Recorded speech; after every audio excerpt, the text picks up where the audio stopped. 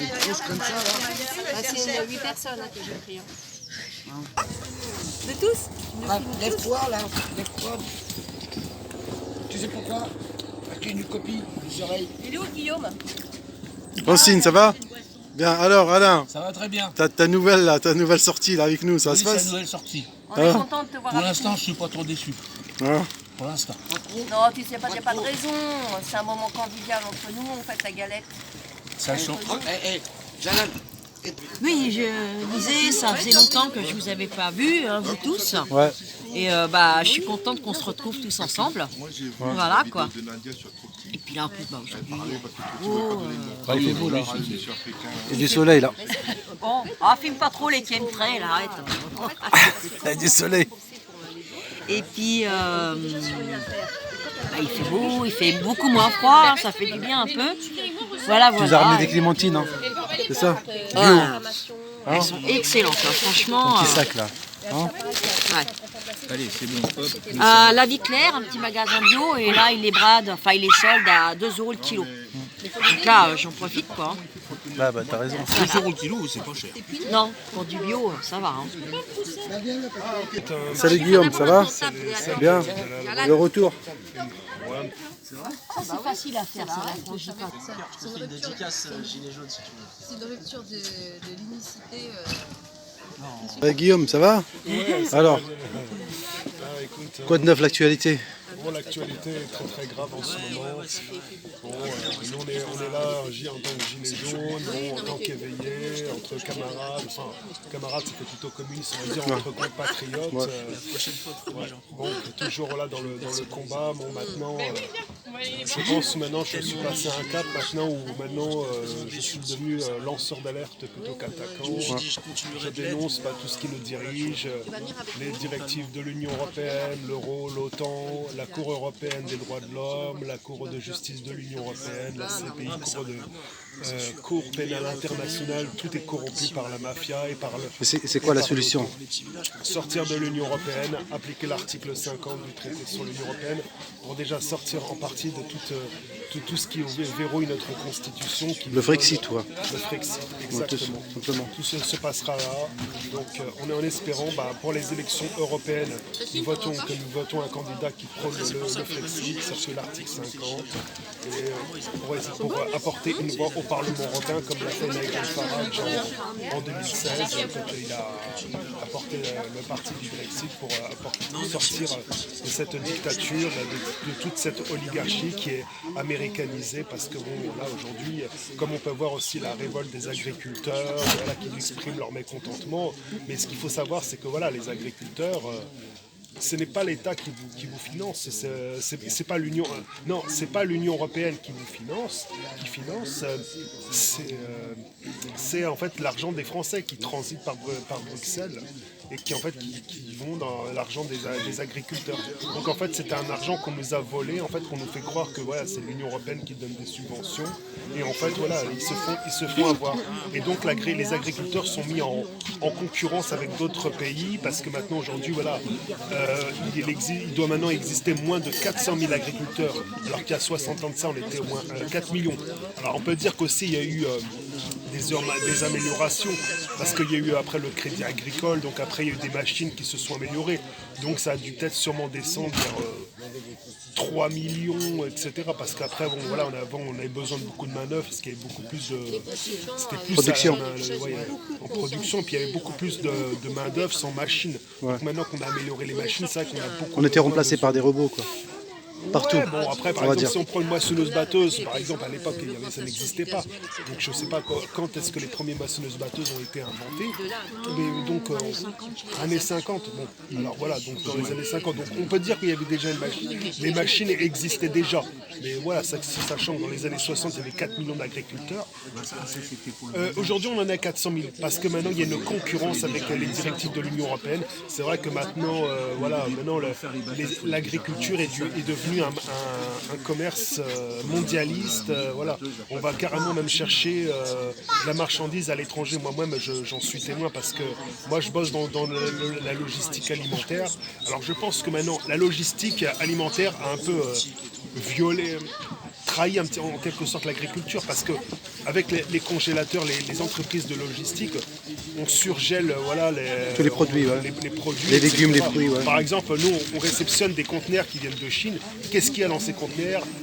Du persil, de l'ail, des échalotes, des oignons. Après, excuse-moi Guillaume, la faute c'est la faute des consommateurs, parce que c'est eux qui consomment. Quand on voit le raisin, il vient de l'Afrique du Sud, où 80% des légumes viennent d'Espagne, Oui, parce que Maroc, parce que ça coûte vient moins cher. ça coûte moins cher. Mais voilà, parce que bon, le problème, c'est la que tu concurrence, veux, on va dire. C'est la concurrence. Par exemple, aller chercher de la marchandise en Chine, on ne fait pas un marché des tankers. Les citrons de Brésil, Et même- j'ai vu moi. et même en faisant marcher Le les citron de Brésil. Alors c'est comme s'il n'y a pas de citron, quoi. Oui. Mais parce que voilà, ça. Et alors il y a autre chose. On va aussi chercher de la marchandise en Colombie, des crevettes. Les crevettes que les gens vous avez mangé pendant le Nouvel An, vous croyez que c'est des crevettes qui viennent de Même France. en Inde. Mais non, c'est des crevettes Colombie, qui viennent ouais. de Colombie. Ouais. Oui, c'est d'Afrique. l'élevage. Ouais, l'élevage, quoi. Donc en fait c'est en fait toute une mondialisation, mais voilà, on a carrément détruit le commerce européen. Local, on va dire, surtout. Européen, parce que c'est tout l'impact. Mais oui, comme tu le dis, oui, le commerce local, Local, les ouais. régions, donc, Il n'existe plus. Ouais. c'est pour ça que de plus en plus, il y a des agriculteurs qui mettent fin à leur jour parce que voilà, l'État ne s'occupe plus d'eux. On leur fait croire que voilà, l'Union européenne nous apporte des subventions, mais non, pas du tout. Hein. Je te donne juste un exemple, par exemple le lait. Le lait, en fait, il le vend 40 centimes, je pense, à peu près. Et après, ils le revendent après. Après, par contre, dans les grandes surfaces, il est à 1,26 €, 1,30 € quoi, le litre. C'est ça.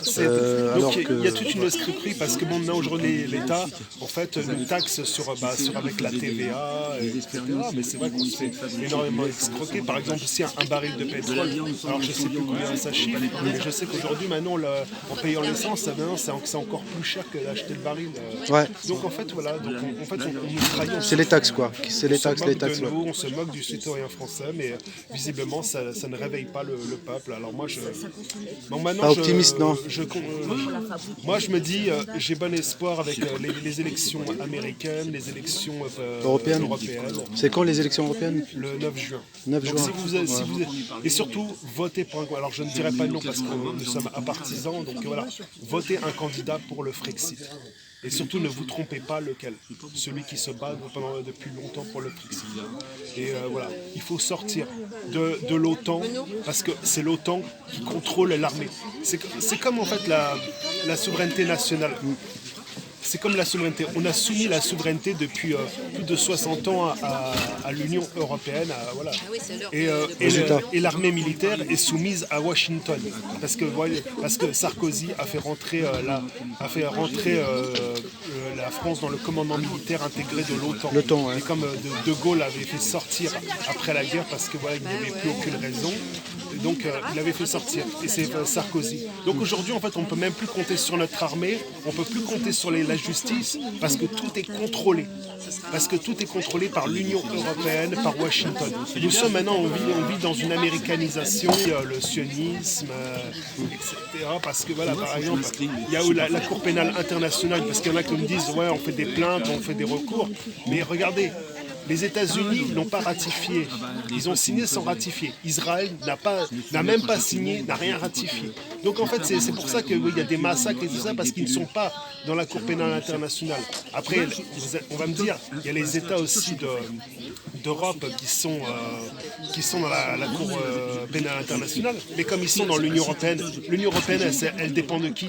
Des États-Unis. Donc en fait, c'est comme si qu'en fait, en gros, les États d'Europe, c'est des États-Unis. Ils sont attachés à l'Union américaine. On est sous l'influence américaine, donc on est vraiment dirigé par toute une mafia. Ils ne sont pas souverains, quoi. Ils sont pas...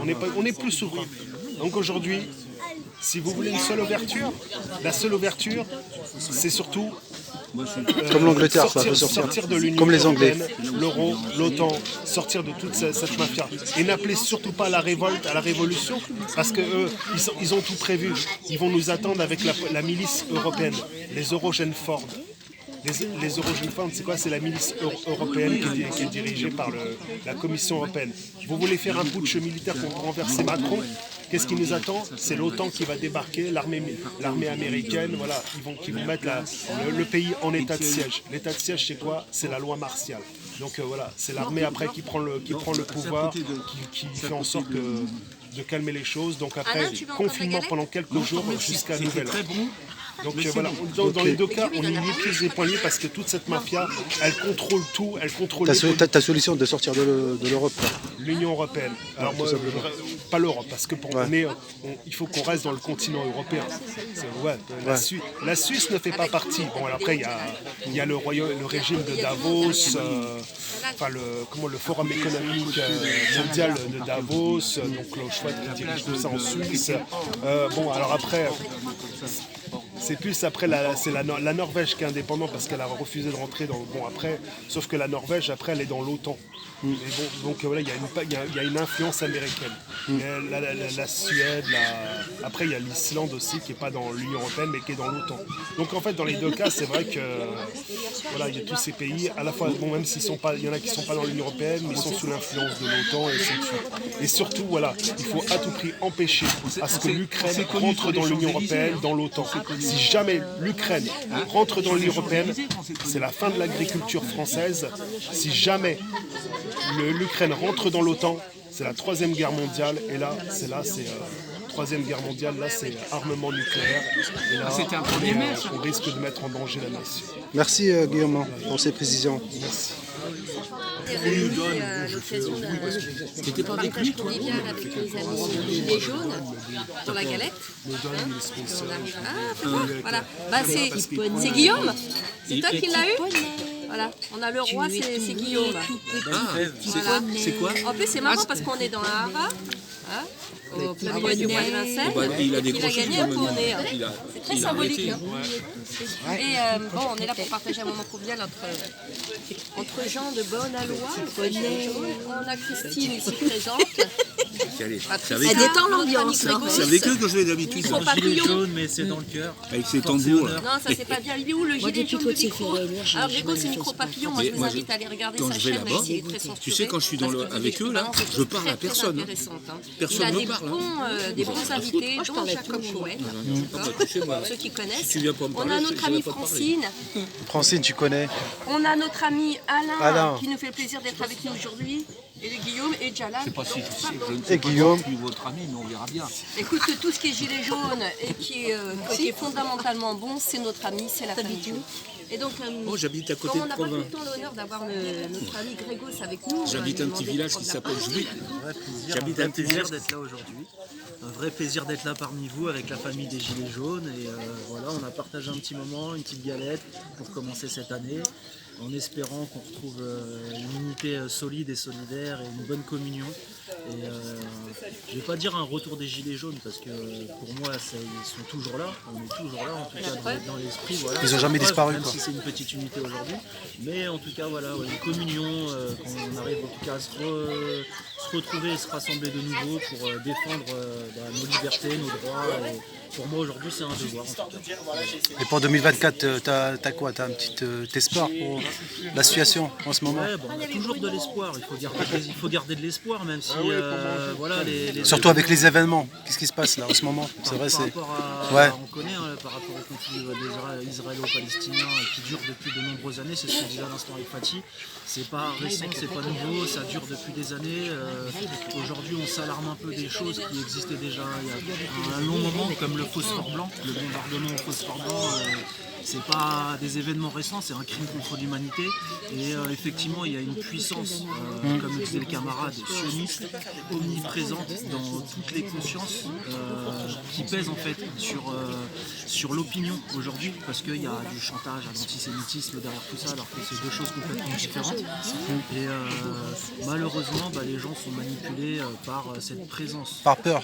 Par peur, par culpabilité, parce qu'on les fait culpabiliser avec, encore une fois, le chantage à l'antisémitisme, dès qu'on veut s'attaquer à l'État d'Israël, alors que ce sont deux choses différentes. Et malheureusement, les gens sont omnibulés en fait, par la peur que les médias leur projettent. En fait. C'est politique, médiatique, et tout ça fait que les gens n'arrivent plus à réfléchir convenablement. Parce qu'en fait, si on présente le problème à un enfant, il est capable de dire, de choisir le camp du bien et le camp du mal. Le mal, le mal est. Voilà, moi j'ai déjà fait ce travail-là avec ma fille par exemple.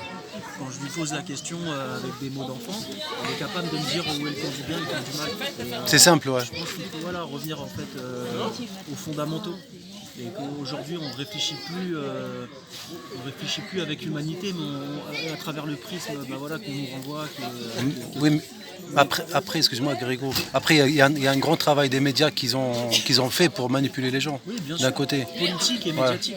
C'est ça un travail en partenariat voilà, politico-médiatique et c'est ils rabâchent. C'est du matraquage en fait. C'est du Les gens ils finissent par croire quoi. Ils finissent par le croire et même s'ils y croient pas, ils finissent par douter ouais. même de leur propre Opinion. qu'ils peuvent avoir. Ouais. C'est de la manipulation des sentiments, des émotions, et c'est ça qui est triste, quoi, qui est dommage. Donc il faut se réveiller et s'intéresser un petit peu. S'intéresser. En fait, ne serait-ce que même sans être, avant même d'être engagé, je pense qu'il faut s'y intéresser, réfléchir, comprendre et agir. Parce que tout le monde est concerné, c'est ça le. C'est ça. Tout le monde est Tout le concerné. monde est concerné, ça. C'est quelque chose qui concerne tout le monde. Parce qu'il y en a qui pensent qu'ils ne sont pas concernés, c'est Pas loin. concerné, que c'est un conflit lointain, que ça ne concerne pas, alors que si. Parce que même nous, on est sous occupation sioniste, même en France, on va dire ce qui est.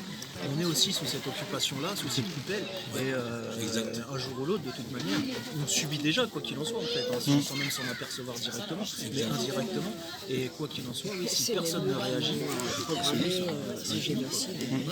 Donc il faut reprendre en fait le combat par les cornes, prendre le taureau par les cornes et rentrer dans l'arène. Moi j'ai mis le premier jour. Merci Grégo. Merci à toi, Janelle. Salut.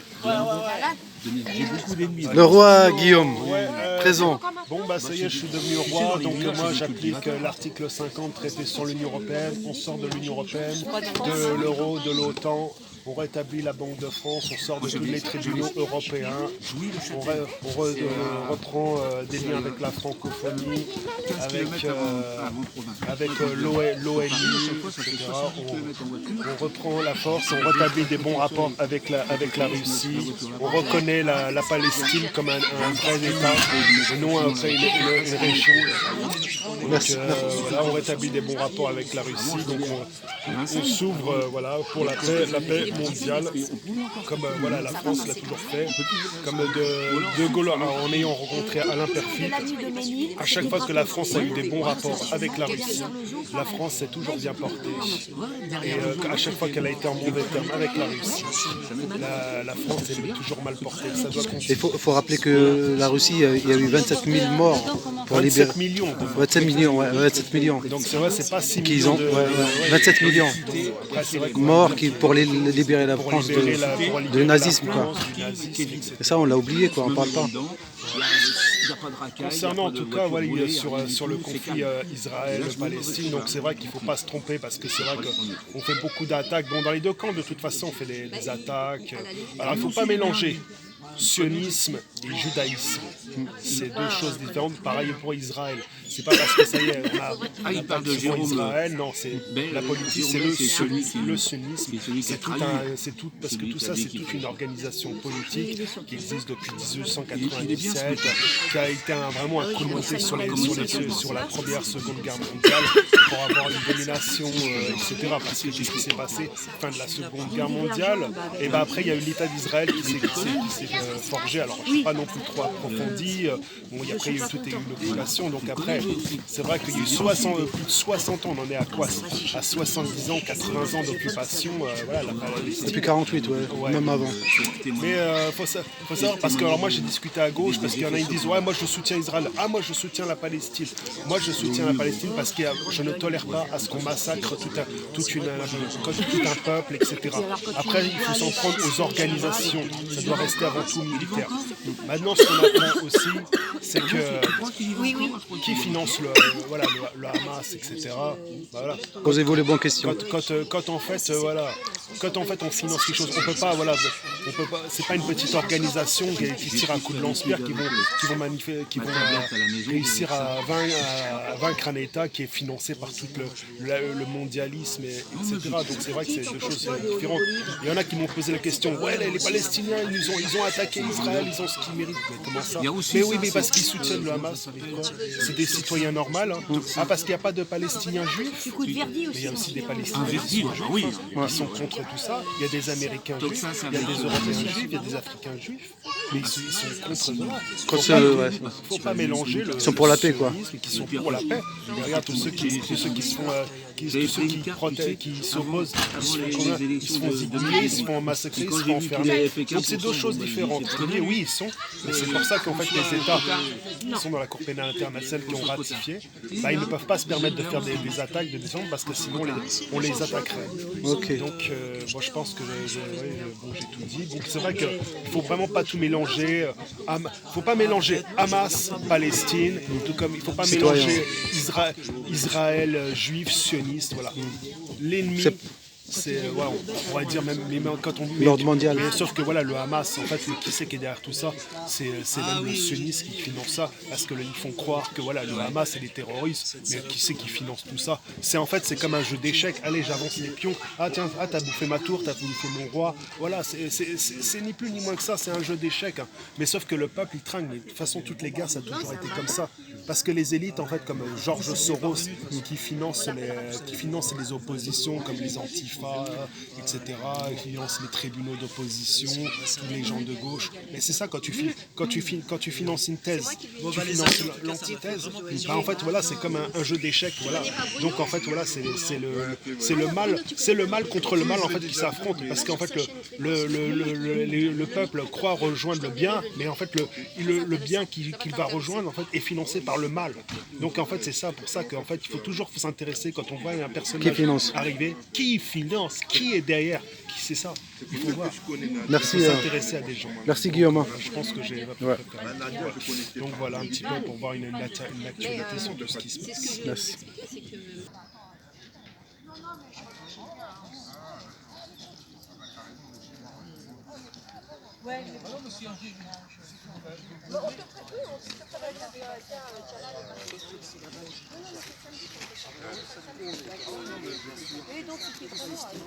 Ça arrive